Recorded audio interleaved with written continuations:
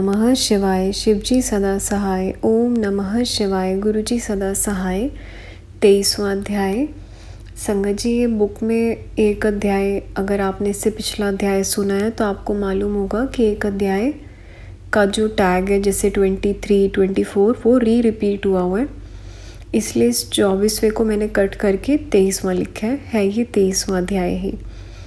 मंत्रांचल पर निवास। मंत्रांचल पर्वत की ओर शिवा शंभु निजवास, शंभु निशुम दानव कथा जग जीतन निजास। ऋषि बोले, हे वायुदेव जी, भगवान शंकर वहाँ से अंतर ध्यान होकर फिर कहाँ पधारे और कहाँ निवास किया, अब आप कृपा करके यह सुनाइए।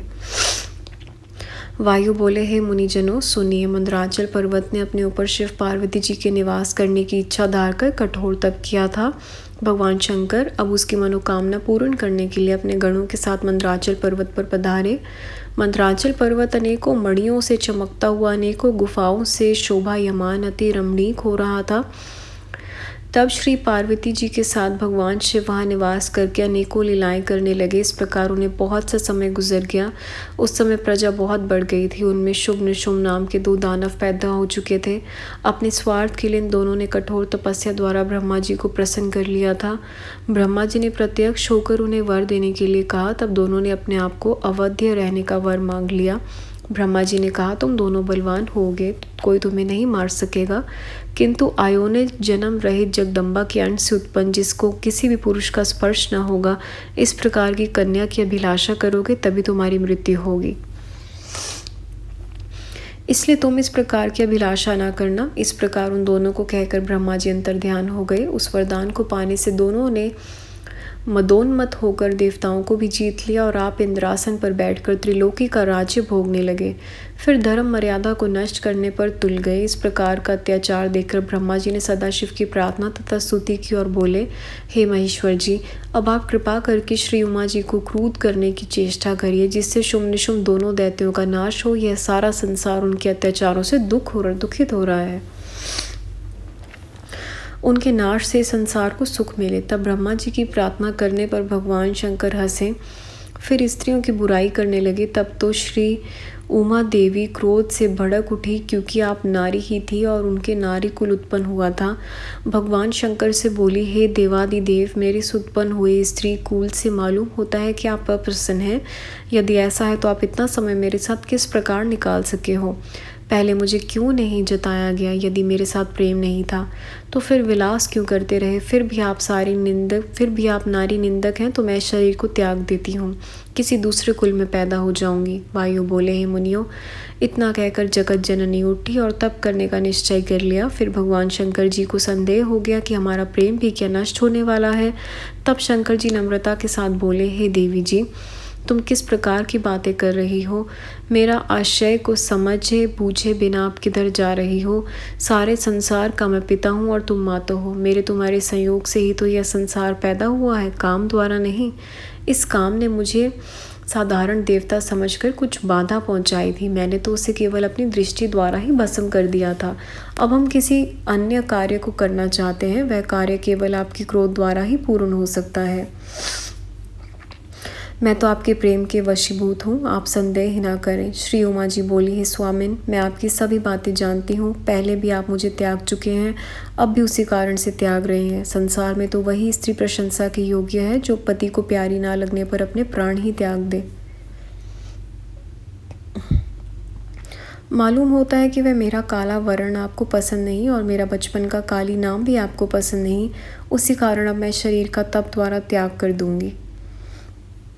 तब शंकर बोले, यदि आप यही चाहती हैं तो मेरी अथवा अपनी इच्छा से कोई और रूप धारण करो। उमा जी बोली, मैं आप द्वारा रूप नहीं चाहती, मैं तो तपस्या से ब्रह्मा जी को प्रसन्न करके गौरी बनना चाहती हूँ।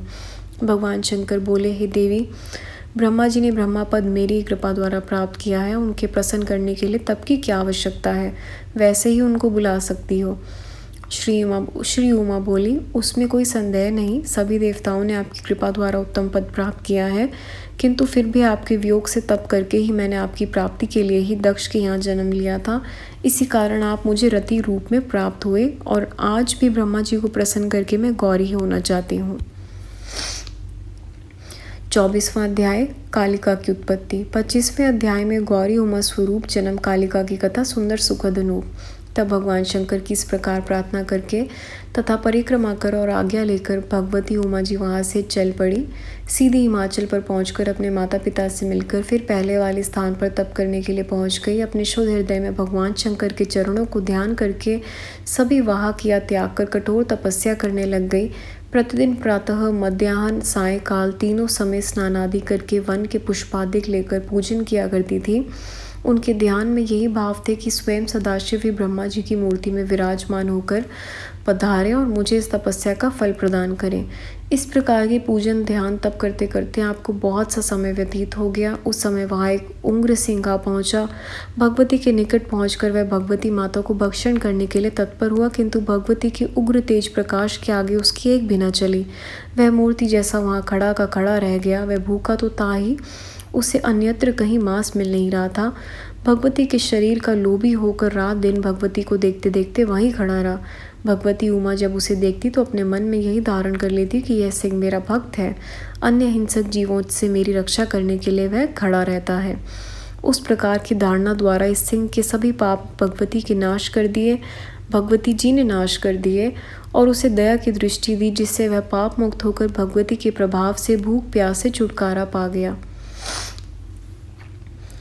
उसका जीवन सफल हो गया। फिर तो भगवती उमा जी की सेवा में तत्पर हो गया। हिंसक जीवों से भगवती की रक्षा करता हुआ स्वतंत्रता पूर्वक वन में विचरण करने लगा। इधर दैत्यगण अत्यंत उपद्रव कर रहे थे। देवता लोग उनके उपद्रवों से बहुत व्याकुल हो गए।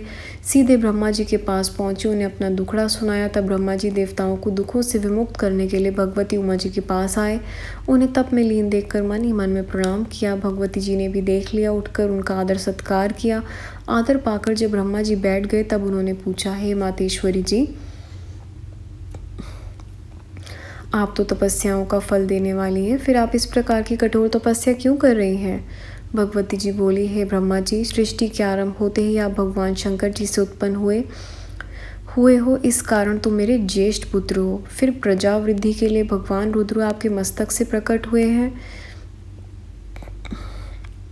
इस कारण आप मेरे शवसूर भी हो।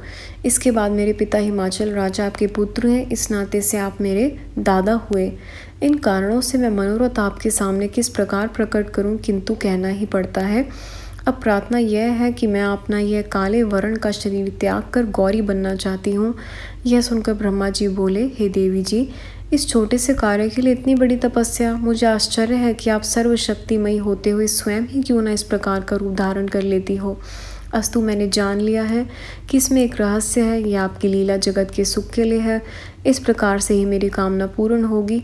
इसी रूप से शुम्भ निशुम्भ नामक महाउपद्रवी दैत्यों का आप विनाश करोगी।